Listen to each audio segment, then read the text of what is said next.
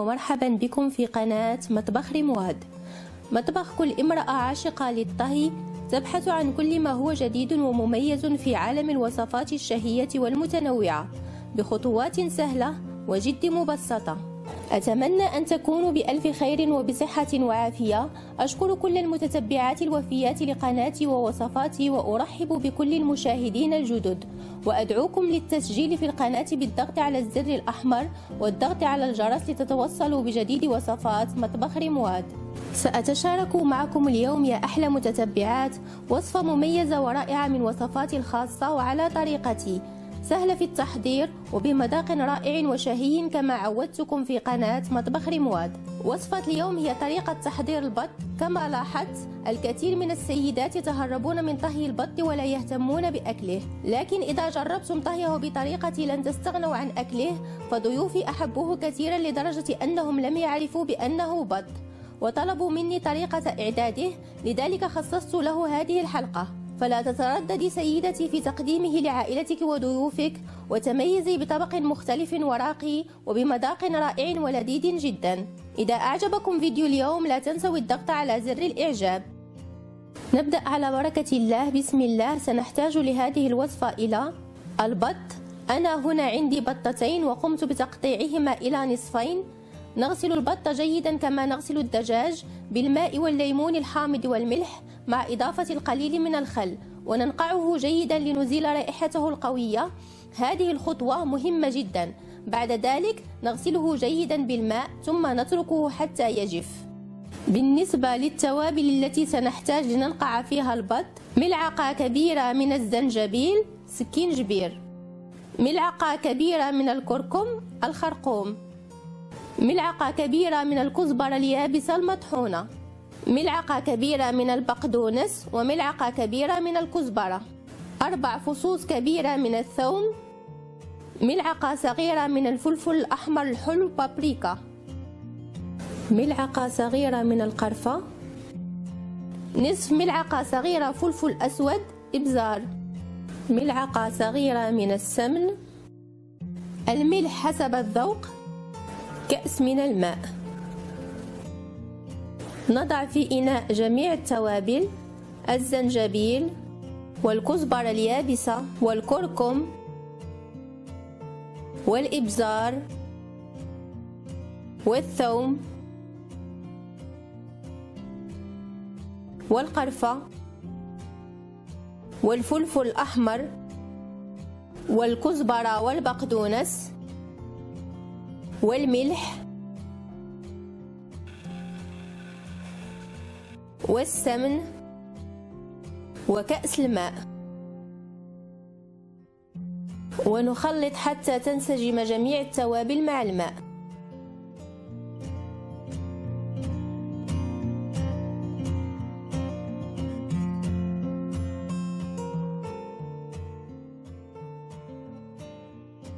نضع البط في خليط توابل ونحاول إدخال الخليط في جميع جوانب البط.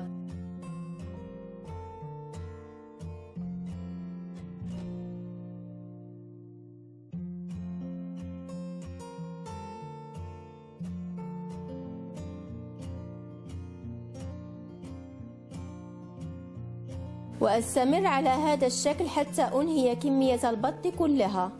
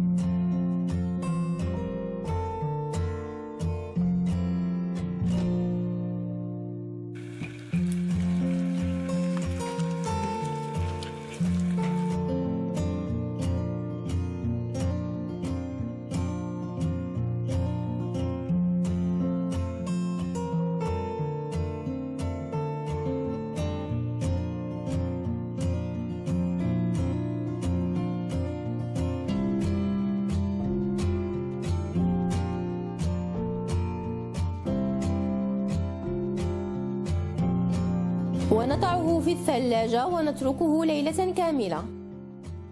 بعد مرور ليلة كاملة نخرج البط من الثلاجة، وفي هذه المرحلة سنحتاج لطهو البط إلى بصلة كبيرة الحجم مقطعة إلى قطع صغيرة،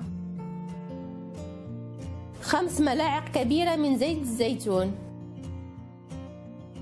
في طنجرة الضغط نضع البصل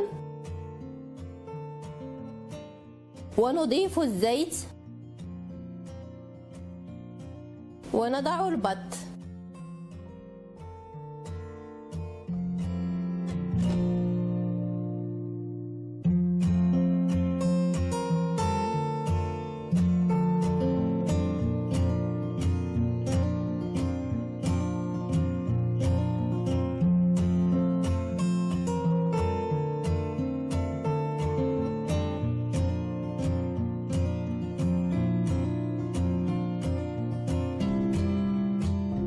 ونضيف خليط التوابل الذي نقعنا فيه البط، ونضع طنجرة الضغط على نار متوسطة مدة 5 دقائق.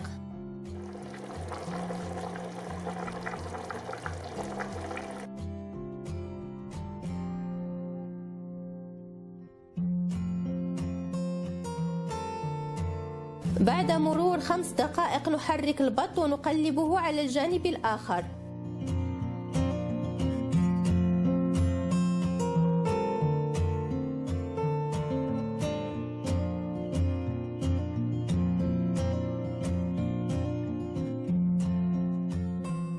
نضيف الكمية الكافية من الماء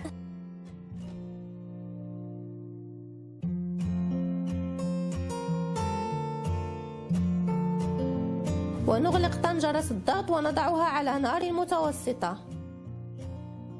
بعد أن ينضج البط نضعه في طبق التقديم.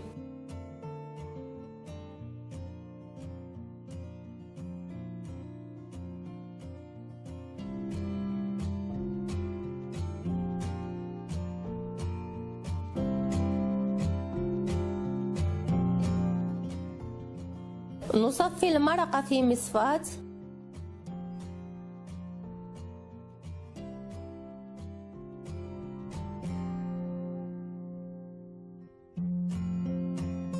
ونضيف المرقة إلى البط.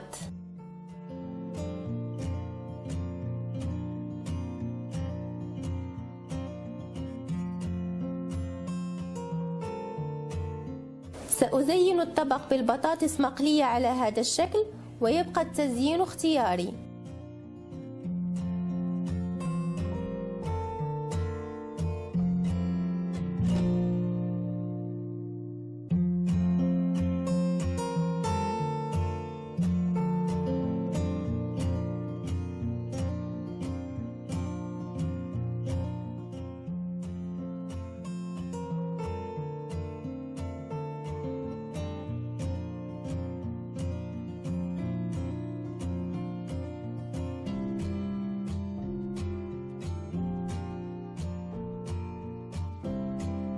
وأزين كذلك باللوز.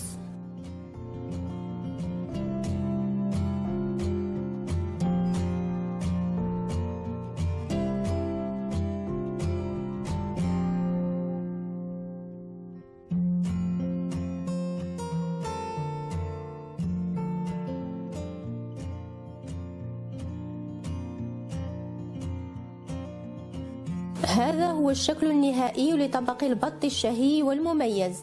لا تترددي في تجربته، وأبهري ضيوفك وعائلتك بوصفة جديدة وراقية من صنع يديك، وشاركيني رأيك في التعليقات. إذا أعجبتكم وصفة اليوم اضغطوا على زر الإعجاب، ونوروا قناتي بالمشاركة فيها بالضغط على الزر الأحمر للاشتراك، والضغط على الجرس لتتوصلوا بجديد وصفات مطبخ رمواد.